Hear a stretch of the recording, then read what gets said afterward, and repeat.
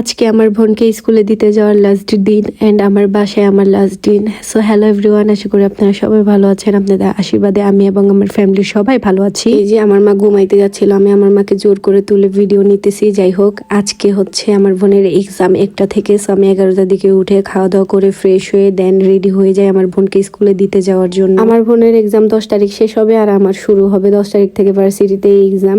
তো এই যে বাড়ির দরজা কোনোভাবে খুলতে পারি না, এরা হচ্ছে যে আয়শা একদম দুইটা ধরে, এমন ভাবে ধরে যে মানে ওদের রেখে কোথাও যাওয়া যাবে না, এমন একটা অবস্থা। যেখানে থাকুক কোনোভাবে দরজা খোলার আওয়াজ পেলে ওরা চলে আসে।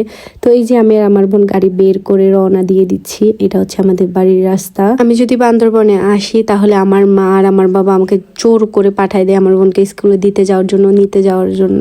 মাঝে মাঝে আমি খুব রাগ করি, ভাই মানে আমি ঘুমাচ্ছি, আমাকে হচ্ছে জোর করে তুলে হচ্ছে পাঠাই দিবে, তখন আমার খুব মেজাজটা খিটখিটে হয়ে যায়। যাই হোক, তারপরেও আমি আমার বোনকে দিতে গেলে আমার অনেক ভালো লাগে। আমি আমার বোনকে দিতে গেলে বা নিতে গেলে আমার বোন অনেক খুশি হয় স্কুলে, এটার জন্য আমি মাঝে মাঝে যাই।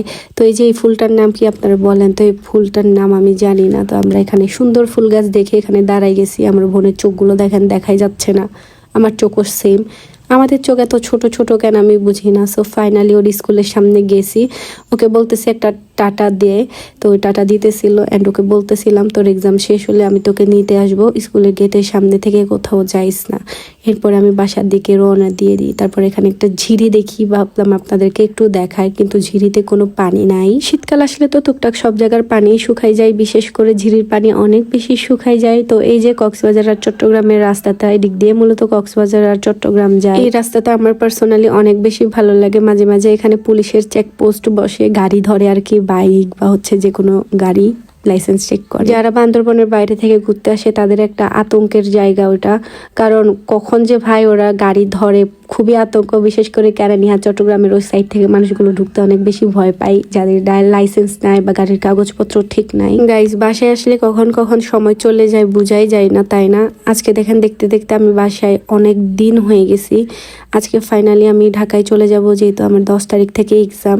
আমার 5 তারিখে চলে যাওয়ার হচ্ছে কথা ছিল, বাট আমার বাবা মা আমাকে যাইতে দেয় না, কি এক ভূমিকম্পের আতঙ্কে। ওদের কথা হচ্ছে 6 তারিখ ভূমিকম্প হবে, ওরা কোনোভাবে আমাকে ঢাকায় যেতে দিবে না, কারণ ঢাকা শহরের অবস্থা তো আপনারা জানেন। সামান্য একটু ভূমিকম্প হলেও কত পরিমাণ বাড়িঘর ভেঙে পড়ে আর মানুষ মারা যায়। এই জিনিসটা খুবই দুঃখজনক অ্যান্ড আতঙ্কের আমার মনে হয়। যাই হোক, দেখতে দেখতে আমি বাসায় এসে গেছি। এই যে দেখেন ওরিও আর কোকো কেমনে নিচ থেকে দেখে আসে, মানে পুরো অসহায়ের মতো তাকায় থাকে। ভাই, ওরা কোনোভাবেই যদি গেটটা খোলা পায় ওরা একদম দৌড় দিবে, এমন দৌড় দিবে ওদেরকে আর খুঁজে পাওয়া যাবে না।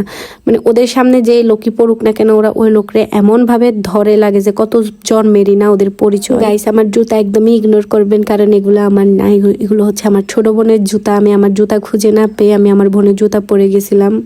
তো এই যে আমার মেয়ে আর আমার মা একসাথে ঘুমাইতেছে, ভালোই মানাইছে ওদেরকে। এই দুটা ঘুম ছাড়া কিছুই চিনে না। আর আমার ছেলে তো পুরা এলাকা হচ্ছে তৈ তৈ তৈ তৈ করে ঘুরে। যাই হোক, এরপরে যে আমি রুমে এসে যাই। দিন শেষে পৃথিবীর যে প্রান্তে যাই না কেন, নিজের বাসায় নিজের রুমে যে শান্তি পাওয়া যায়, ওই শান্তি পৃথিবীর কোনো জায়গায় পাওয়া যায় বলে আমার মনে হয় না। সো গাইজ, অনেক কথা বলে ফেলছি, আজকের ভিডিওটা এই পর্যন্ত। টাটা।